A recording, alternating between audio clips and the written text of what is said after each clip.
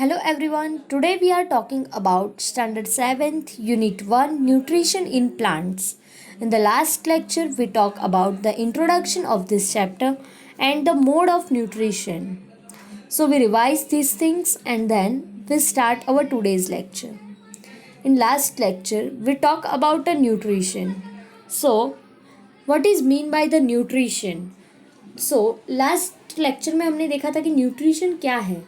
In the food carbohydrate, protein, fat, vitamins and minerals are called a nutrients. Food के अंदर जो carbohydrate, protein, fat, vitamin, minerals हैं उनको हम क्या बोलते हैं? न्यूट्रिएंट्स बोलते हैं. और ये जो न्यूट्रिएंट्स है वो हमारी बॉडी के लिए बहुत ही नेसेसरी है, ज़रूरी है. Nutrients are necessary for our body. Nutrients हमें एनर्जी प्रोवाइड करते हैं, हमें एनर्जी देते हैं, जिससे जो एनर्जी हमें मिलती है, जो हमारी लाइफ कंटिन्यू करने के लिए, लाइफ चलाने के लिए हमें हेल्पफुल होती है. उसके बाद में हमने क्या देखा था? तो न्यूट्रिशन का मेन फंक्शन क्या है? न्यूट्रिएंट्स का तो मेन फंक्शन है बॉडी को बिल्डअप करना, ग्रो करना, रिपेयर, सेल्स के जो सेल्स है, डैमेज सेल्स है, उनको रिपेयर करना. उसके बाद में एनर्जी प्रोवाइड करना, जो हमारी लाइफ प्रोसेसेस को कंटिन्यू करने के लिए हेल्पफुल है. उसके बाद में हमने देखा था कि nutrition. So the mode of nutrition are at two types. Which two types? First one is the autotrophic mode of nutrition and the second one is the heterotrophic mode of nutrition. Autotrophic mode of nutrition का मतलब है कि जो auto it means self and trophic it means nutrition. So autotrophic nutrition it means self nutrition, and the heterotrophic it means it depends on the other organism for taking up food.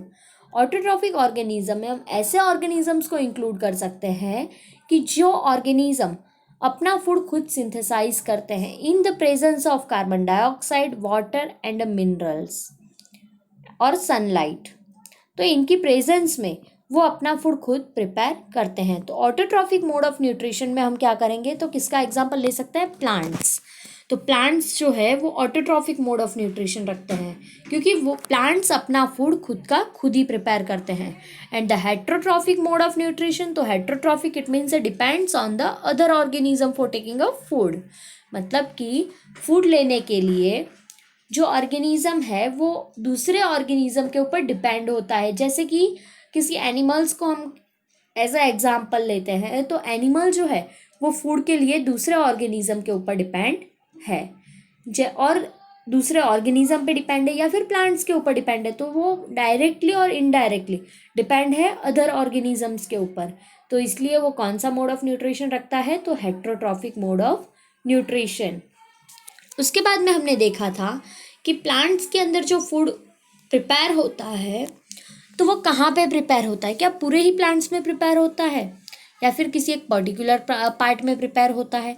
Plants अपने raw materials को कैसे consume करते हैं, कैसे लेते हैं और उनका ट्रांसपोर्ट कैसे करते हैं? क्या प्लांट में भी कोई फूड फैक्ट्री है कि जिस जगह पे फूड को वो बनाते हैं? So yes. तो अब हम देखते हैं आज का लेक्चर. यहाँ से मेन टॉपिक आज का स्टार्ट होता है. Photosynthesis, food making process in plants. Leaves are the food factories of plant. Leaves जो है वो प्लांट की फूड फैक्ट्रीज है, मतलब कि फूड जो भी प्लांट्स में बनता है वो कहाँ पे बनता है? लीव्स में. Therefore all the raw materials must reach the leave. मतलब कि सारे ही रॉ मटेरियल्स जो है वो कहाँ पे होते हैं? लीव तक पहुँचते हैं. Water and minerals present in the soil are absorbed by the root and transported to the leaves. Water और मिनरल्स जो है वो सॉइल में प्रेजेंट होते हैं, जो रूट्स के थ्रू एब्जॉर्ब होते हैं एंड उसके बाद में वो लीव्स तक ट्रांसपोर्ट होते हैं. तो वाटर एब्जॉर्प्शन सिस्टम जो है प्लांट्स की वो डाउन टू अपवर्ड डायरेक्शन में है, ग्रेविटेशनल फोर्स के अपोजिट डायरेक्शन में.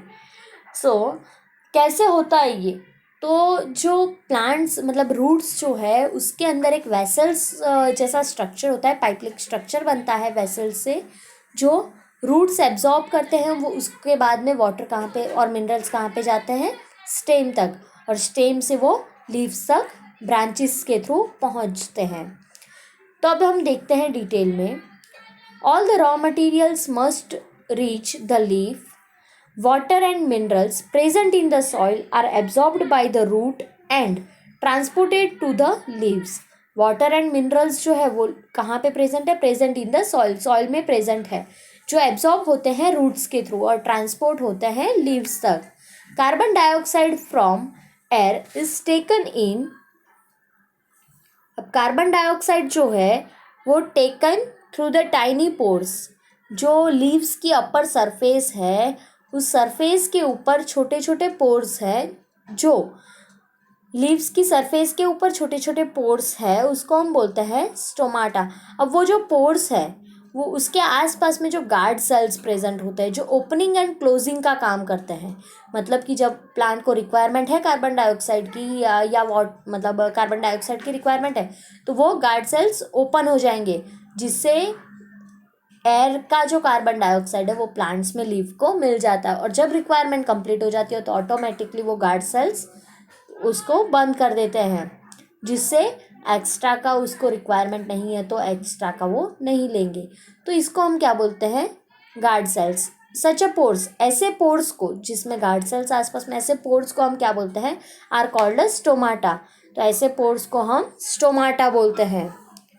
सेल्स के बारे में हम थोड़ी देर बाद में पढ़ेंगे, फोटोसिंथेसिस कंप्लीट होने के बाद में, जो ऊपर आपको फिगर 1.1 में दिया हुआ था. Water and minerals are transported to the leaves. Water और मिनरल्स जो है वो लीव्स के थ्रू ट्रांसपोर्ट होते हैं बाय वेसल्स. जैसे मैंने आपको पहले ही बता दिया कि रूट से जो लीव्स तक जाने की जो प्रोसेस है वो स्टेम से होते हुए, ब्रांचेस से होते हुए जाती है, तो वो वेसल्स के थ्रू जाती है. And which run like a pipe throughout the root, the stem, the branches and the leaves. जो रूट से एक पाइप के थ्रू आउट होकर स्टेम और ब्रांचेस और लीव्स तक पहुंचाता है वाटर को. They form a continuous path or a passage for the nutrients to reach the leaf. और ये जो कंटिन्यूस पाथवे है, जो पैसेज है न्यूट्रिएंट को लीफ तक पहुंचाने का, वो एक कंटिन्यूस पाथवे है. ऐसा तो नहीं है कि भी बीच में अगर रास्ता कहीं पे रुक जाता है तो हम आगे नहीं बढ़ पाते हैं. तो इसीलिए हमें कहीं पे भी आगे पहुंचने के लिए, एक एम तक पहुंचने के लिए कंटिन्यूस वे की रिक्वायरमेंट होती है.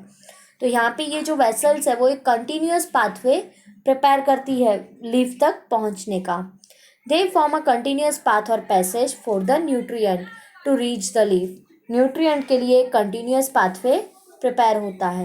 They are called a vessels. उनको हम वेसल्स बोलते हैं. अभी वेसल्स के बारे में हम डिटेल में चैप्टर नंबर 11 में पढ़ेंगे कि जो मटेरियल्स को ट्रांसपोर्ट कैसे करते हैं. तो वो ट्रांसपोर्ट जाइलम एंड फ्लोएम के थ्रू करते हैं. तो वो हम आगे डिटेल में नेक्स्ट पढ़ेंगे.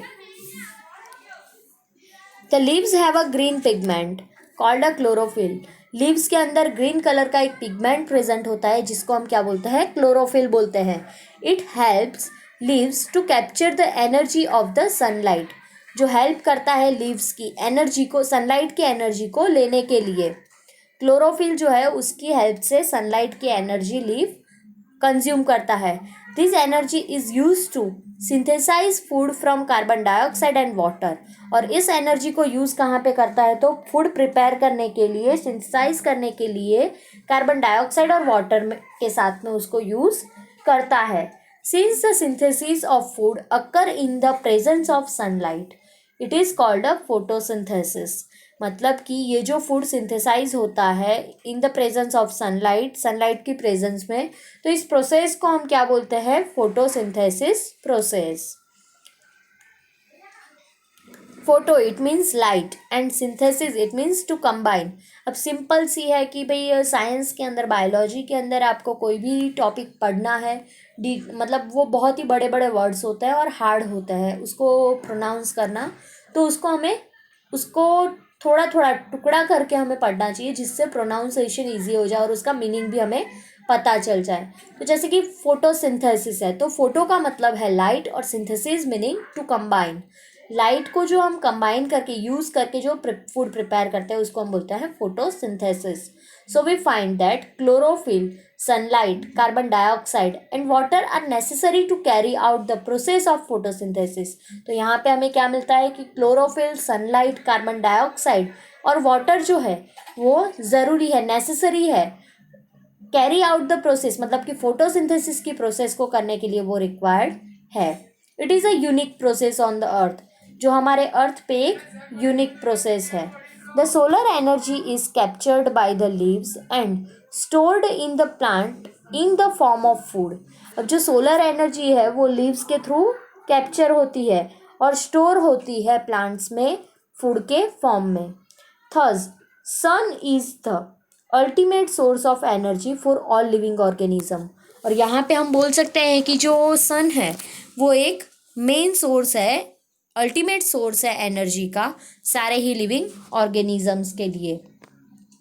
Can you imagine life on a earth in the absence of photosynthesis? क्या आप इमेजिन कर सकते हो कि लाइफ जो है हमारी अर्थ के ऊपर वो फोटोसिंथेसिस के बिना हो सकती है? तो हम ऐसा इमेजिन ही नहीं कर सकते। क्यों? क्योंकि अगर फोटोसिंथेसिस प्रोसेस नहीं होती है प्लांट्स में तो प्लांट्स अपना फूड नहीं बना सकते। और ऑब्वियस थिंग्स है कि अगर फूड नहीं मिलता है तो कोई भी ऑर्गेनिज्म लाइव नहीं रह पाता है जो ग्रो नहीं करता है।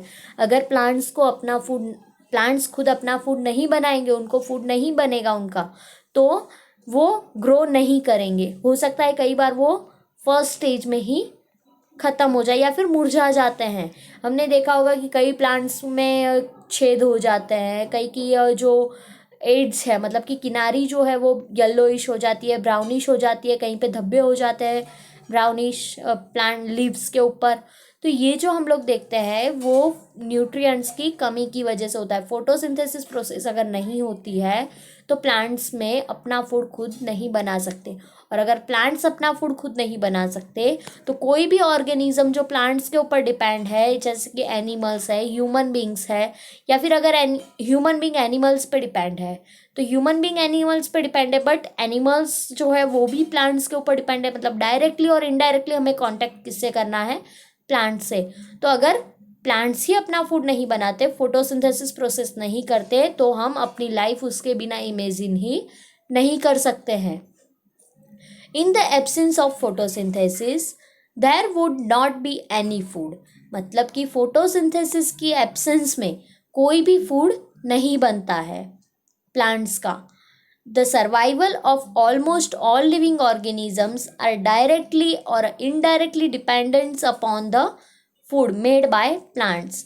मतलब कि सर्वाइव करने के लिए सारे ही ऑर्गेनिजम्स, लिविंग ऑर्गेनिजम्स डायरेक्टली या इनडायरेक्टली प्लांट्स के ऊपर ही डिपेंड है। Besides oxygen which is essential for the survival. Same oxygen भी क्या है? सर्वाइव करने के लिए बहुत ही ज़्यादा इम्पॉर्टेंट है।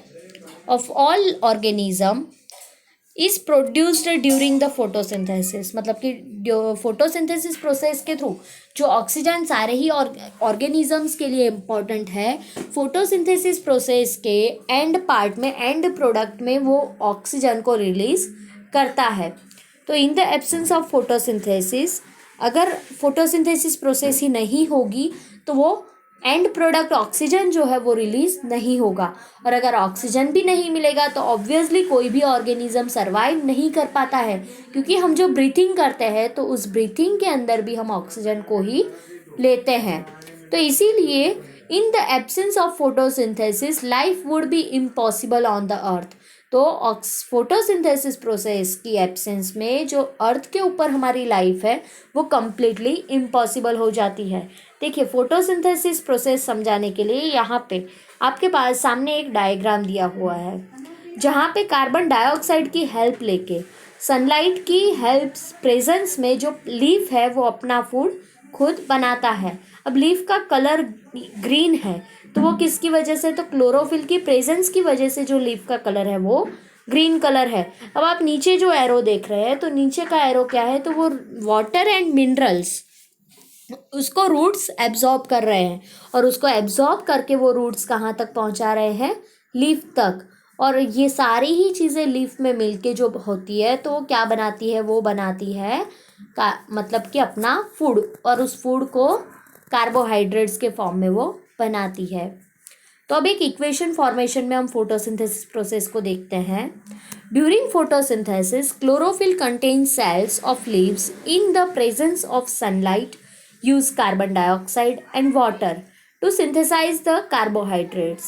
मतलब कि फोटोसिंथेसिस प्रोसेस में क्लोरोफिल जो सेल्स लीव्स के सेल्स कंटेन करते हैं, उनकी प्रेजेंस में, उनकी हेल्प में और उनकी प्रेजेंस में, सनलाइट की प्रेजेंस में कार्बन डाइऑक्साइड और वाटर को यूज़ करके जो फूड सिंथेसाइज होता है, उसको वो कौन सी प्रोडक्ट होती है? Carbohydrates.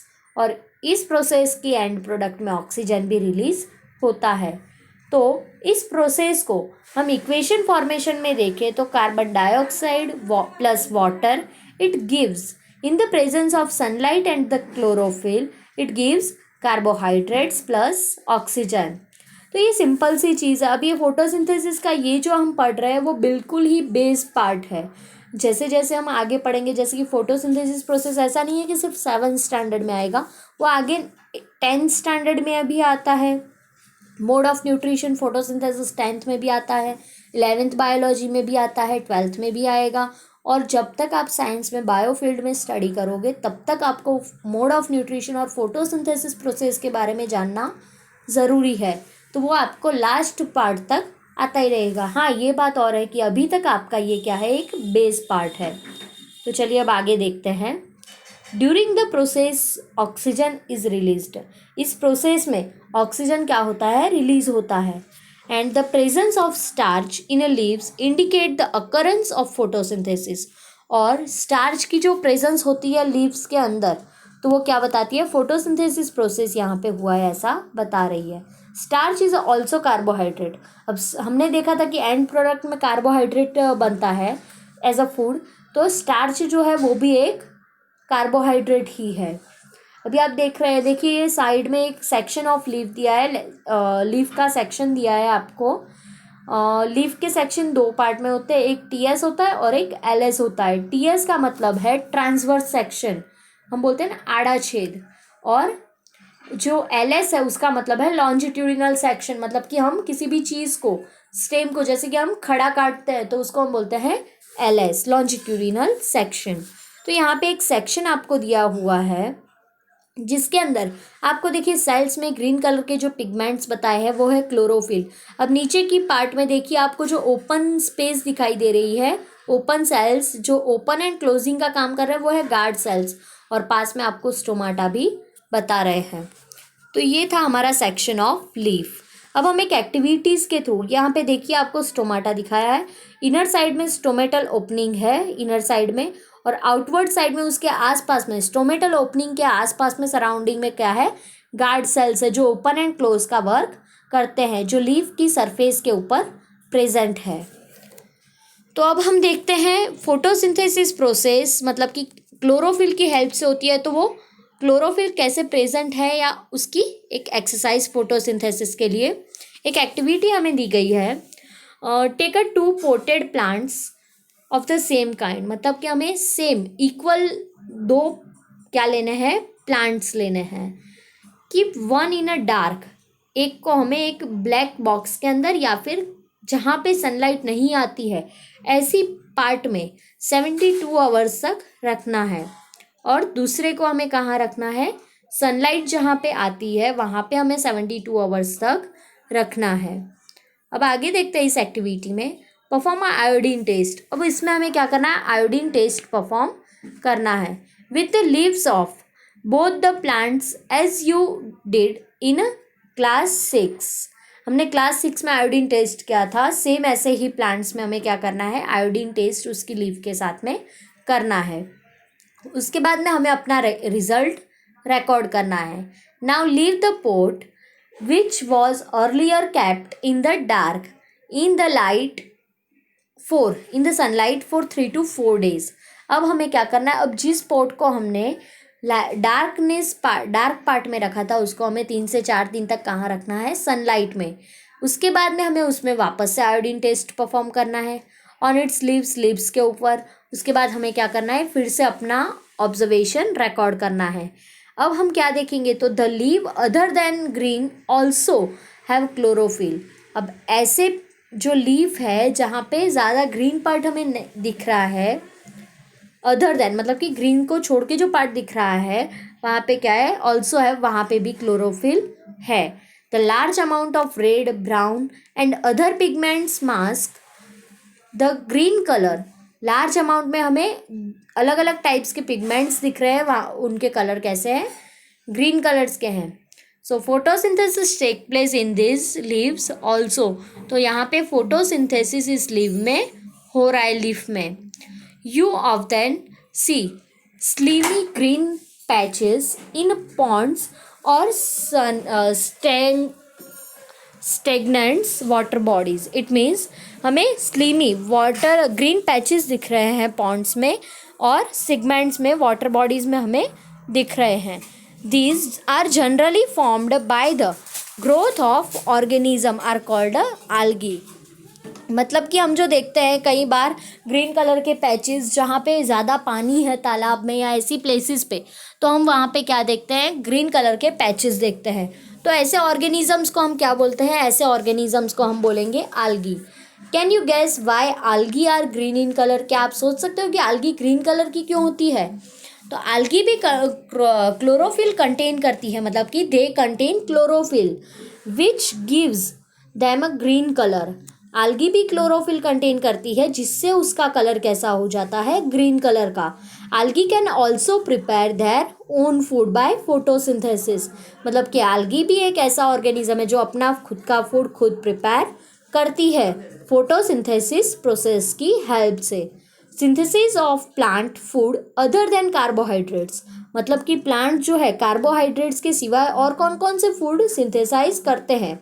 You have just learn that plants synthesize carbohydrates through the process of photosynthesis. हमने अभी तक क्या पढ़ा, तो अभी तक हमने पढ़ा कि सिर्फ कार्बोहाइड्रेट्स ही फोटोसिंथेसिस प्रोसेस से बनते हैं. तो उसके सिवाय और कौन से फूड मतलब कि प्लांट्स बनाते हैं, तो वो हम देखेंगे. The carbohydrates are made of carbon, hydrogen and oxygen. तो कार्बोहाइड्रेट्स जो है वो कार्बन, हाइड्रोजन और ऑक्सीजन से बने हुए होते हैं. This are used to synthesize other components of food. मतलब कि उनको हम यूज़ करते हैं दूसरे फूड के कंपोनेंट्स को सिंथेसाइज करने के लिए, such as a proteins and fat. Protein और फैट भी हम बनाने के लिए इसका यूज़ करते हैं. But proteins are nitrogenous substances which contain nitrogen. Proteins जो है वो नाइट्रोजिनस सब्सटेंस है जो नाइट्रोजन कंटेन करते हैं. From where do the plants obtain nitrogen. तो प्लांट्स और कहाँ से नाइट्रोजन ऑब्टेन करते हैं, तो देखते हैं. Recall the nitrogen is present in the abundance in gaseous form in the air. मतलब कि ऑब्वियसली सिंपल सी चीज़ है ये कि नाइट्रोजन जो है वो एयर के अंदर प्रेजेंट होता है गैसियस फॉर्म में. बट प्लांट्स जो है वो डायरेक्टली उनको एब्जॉर्ब नहीं कर पाते. इवन कोई भी ह्यूमन बींग्स या कोई भी नाइट्रोजन को डायरेक्टली कंज्यूम नहीं कर पाता है. तो नाइट्रोजन वो कैसे कंज्यूम करते हैं, तो ये हमने शायद से 6th स्टैंडर्ड में नाइट्रोजनस साइकिल में पढ़ा था, या फिर आगे हम इसी स्टैंडर्ड के अंदर नाइट्रोजन साइकिल के अंदर पढ़ेंगे. और 9th स्टैंडर्ड में भी नाइट्रोजन साइकिल आता है, कार्बन साइकिल आता है, वाटर साइकिल आता है. तो इन सब साइकिल्स के अंदर हमें पता चला कि नाइट्रोजन कैसे होता है. ये यहाँ पे बेसिक इन्फॉर्मेशन आपको दी गई है. तो सिंपल से अभी के लिए सिर्फ इतना सा याद रखना है कि नाइट्रोजन का जो गैसियस फॉर्म एयर में प्रेजेंट है उसको प्लांट्स डायरेक्टली एब्जॉर्ब नहीं कर पाते. However plants can not absorb nitrogen in this form. Gaseous form में जो नाइट्रोजन प्रेजेंट है उसको वो डायरेक्टली कंज्यूम नहीं कर पाएंगे. Soil has a certain bacteria. Soil के अंदर कुछ ऐसे बैक्टीरियाज है that convert gaseous nitrogen into the usable form and release it into the soil. जो गैसियस नाइट्रोजन है, सॉइल के अंदर ऐसे कुछ बैक्टीरियाज है जो गैसियस नाइट्रोजन को कन्वर्ट करते हैं किसमें, यूजेबल फॉर्म में. तो वो कौन से बैक्टीरियाज है, तो वो बैक्टीरियाज है rhizobium bacterias. This are absorbed by the plant along with water. जो प्लांट्स को एब्जॉर्ब करते हैं वाटर के साथ में, उसको मिक्सअप करते हैं. Also you might have seen farmers adding a fertilizers rich in a nitrogen to the soil. मतलब कि आप लोगों ने ये भी देखा होगा कि भाई फार्मर्स जो है जिसमें मतलब ऐसा फर्टिलाइज़र ऐड करते हैं सॉइल के अंदर जिसके अंदर नाइट्रोजन ज़्यादा अमाउंट में हो। जैसे हमने एक फर्टिलाइज़र सुना है कि कौन सा, NPK, nitrogen potassium, NPK nitrogen phosphorus and potassium का जो फर्टिलाइज़र होता है उसको वो ऐड करते हैं। तो ये जो फर्टिलाइज़र्स है वो क्या करते हैं, तो वो उसके फर्टिलाइज़र्स के अंदर जो न्यूट्रिएंट्स होते हैं ज़्यादा हाईएस्ट अमाउंट में, तो वो न्यूट्रिएंट्स क्या करते हैं, तो वो न्यूट्रिएंट्स प्लांट को मिलने से प्लांट्स अच्छे से ग्रो होता है। तो ज़्यादा अमाउंट में जो नाइट्रोजन है ऐसे फर्टिलाइज़र्स को फार्मर्स ऐड करते हैं। In this way the plant fulfill their requirements of nitrogen along with the other constituents। मतलब कि इसी तरीके से प्लांट्स जो है वो अपनी फुलफिलमेंट रिक्वायरमेंट को पूरी करते हैं नाइट्रोजन की, और उसके कंस्टिट्यूएंट्स की रिक्वायरमेंट सॉइल के अंदर पूरी करते हैं। Plants can then synthesize proteins and vitamins, और फिर प्लांट्स जो है वो प्रोटीन्स और विटामिन्स को भी सिंथेसाइज करते हैं। तो हमने आज के टॉपिक के अंदर, आज के लेक्चर के अंदर हमने क्या क्या देखा है, तो हमने देखा फर्स्ट कि फोटोसिंथेसिस प्रोसेस क्या होती है, उसके बाद में हमने देखा कि स्टोमाटा क्या है, गार्ड सेल्स क्या है, उसके बाद में क्लोरोफिल क्या है और उसकी रिक्वायरमेंट क्या है, उसकी हेल्प मतलब क्या है फोटोसिंथेसिस प्रोसेस के अंदर। उसके बाद में हमने देखा कि फोटोसिंथेसिस प्रोसेस होती कैसे है। फिर हमने देखा कि नाइट्रोजन की हेल्प क्या है मतलब कि फूड न्यूट्रिएंट्स में।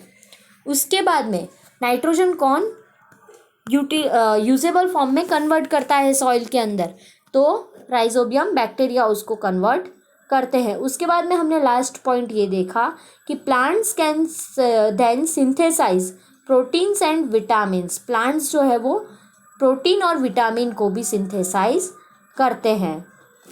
तो फ्रेंड्स, अब हम हमारे नेक्स्ट लेक्चर में अदर मोड ऑफ न्यूट्रिशन देखेंगे, क्योंकि अभी तक हमने 2 मोड ऑफ न्यूट्रिशन देखे, ऑटोट्रॉफिक और हेटरोट्रॉफिक। ये था हमारा अभी तक जो हमने पढ़ा, वो ऑटोट्रॉफिक मोड ऑफ न्यूट्रिशन था। अब दूसरे मोड ऑफ न्यूट्रिशन के बारे में हम आगे के नेक्स्ट लेक्चर में हम देखेंगे। Thank you.